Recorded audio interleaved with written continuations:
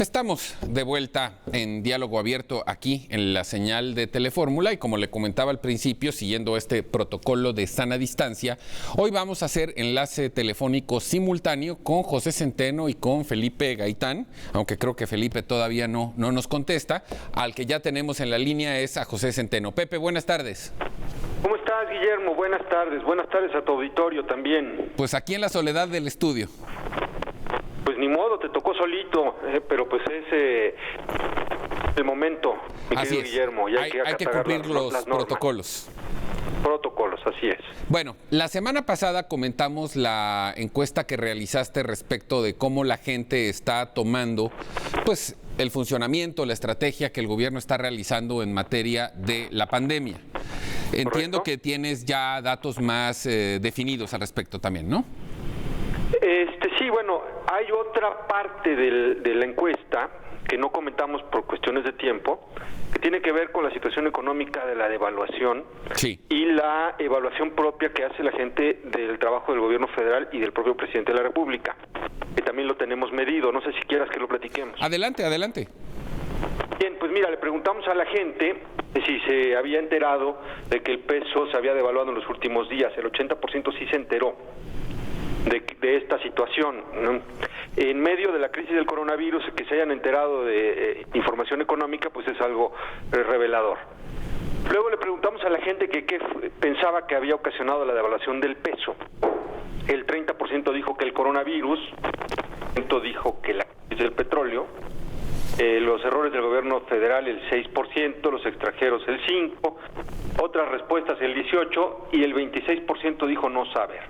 Aquí lo interesante es que 45% tiene claro que son causas asociadas al coronavirus y a la crisis del petróleo. ¿Qué espera la gente que vaya a ocurrir derivado de la devaluación? Fíjate, el 41% crisis económica, aumento de precios el 25%, y desempleo 5%. Hay quien piensa que va a subir la gasolina el 1%, habrá más oportunidades también el 1% y algunas otras opciones. Lo revelador de este dato es que el 70% de los entrevistados, 7 de cada 10, está esperando una crisis económica que puede traducirse en aumento de precios y desempleo. La crisis económica es ya inevitable. Sí, ya es inevitable la crisis y la gente lo tiene muy claro, ¿no? El desempeño del gobierno federal está mal evaluado ante la crisis esta económica, ante la devaluación. Fíjate, 47% de la gente opina que el trabajo ha sido malo, mientras que el 30% opina que ha sido bueno. El gobierno federal, genéricamente, no particularizamos ni en el presidente, ni en el secretario de Hacienda, ni en el Banco de México, sino en la autoridad federal. Esto es por lo que hace a la coyuntura económica. Ahora, le preguntamos a la gente qué tan de acuerdo o en desacuerdo estaba con el trabajo del gobierno en lo general. Y el acuerdo es del 43%, mientras que el desacuerdo es del 47% y no sabe o no opinó el 10%. O sea, tiene una proporción mayor de gente que está en desacuerdo que el que está de acuerdo. Y ahora, en la siguiente pregunta, lo personalizamos y les preguntamos qué opinaban y cómo calificaban el trabajo del presidente Andrés Manuel López Obrador. El 52% dijo estar de acuerdo y el 44% dijo estar en desacuerdo. Es decir, el presidente está todavía por arriba de su gobierno. Este también es un dato que hemos venido observando en muchas encuestas, no solamente en la nuestra.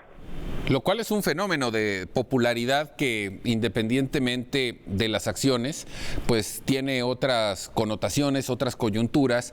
A mí lo que me llama poderosamente la atención, porque finalmente esta crisis está desnudando muchas cosas. Yo partiría de una base, a ver si estás de acuerdo. Esto nos rebasa a todos. El efecto del coronavirus en la parte médica, tanto como en la parte económica, nos rebasa a todos. Pero hay formas de responder. Y cuando vemos que el Congreso de los Estados Unidos está lanzando un plan de rescate mayor al que lanzó después de la Segunda Guerra Mundial, de las medidas que ha tomado el presidente Macron en Francia, y que los únicos 3 países en el mundo que no están generando ninguna acción contundente de beneficio para sus ciudadanos son la India, Turquía y México. El gobierno federal se ha negado rotunda y constantemente a generar ningún tipo de incentivo, ni fiscal ni de ningún tipo en favor de las empresas, porque partimos de un concepto ideológico que las empresas son malas y que no se entiende, además, porque eso yo creo que es primario, que si una empresa no vende, no puede pagar sueldos, no puede comprar insumos para seguir desarrollando su actividad y que eso es igual a crisis económica. Y además, Guillermo, creo que se le va a estigmatizar a las empresas que empiecen por razones de mercado exclusivamente y por razones financieras, además derivadas de esta situación, de esta coyuntura, cuando empiecen a liquidar personal, ¿no? Empiecen a generar desempleo. Ahí va a haber toda una cacería mediática y van a ser estigmatizadas. Pero por otro lado, tengo la impresión de que el gobierno no ha decidido, ¿no?, el cerrar las actividades económicas y el tener medidas mucho más estrictas para controlar la pandemia, primero porque quiere disminuir el impacto económico, pero además porque no quiere hacerse corresponsable de la decisión y que eso le obligue a destinar recursos fiscales para apoyo a la iniciativa privada. Primero, como tú bien apuntas, porque tienen un condicionamiento ideológico, pero segundo, quizá porque no tengan dinero, porque están utilizando todos los excedentes del presupuesto para metérselo a Pemex, por un lado, y por otro lado, meterlo vía apoyos a los jóvenes o a los adultos mayores. Por eso te decía que incluso hasta sus más férreos defensores tendrán que valorar y poner en la balanza el hecho de qué es preferible, si seguir financiando proyectos como Dos Bocas, como el aeropuerto de Santa Lucía, como Pemex, cuando en medio tenemos la peor crisis imaginable en el mundo. Y insisto, esto no fue generado por el gobierno del presidente López Obrador. El coronavirus es una pandemia mundial que además está arrastrando una crisis económica. Hay que decirlo, de todas maneras estábamos en 0% de crecimiento. Pero esto seguramente va a tener facturas políticas el año que entra. Seguramente. Fíjate que aquí tenemos un dato, el último que te presento de nuestra encuesta. Sí. Le preguntamos la confianza que tenía la gente en el presidente. La semana pasada era en una escala de 1 a 10 de 5.9. Vamos a ver cómo evoluciona este indicador y los otros.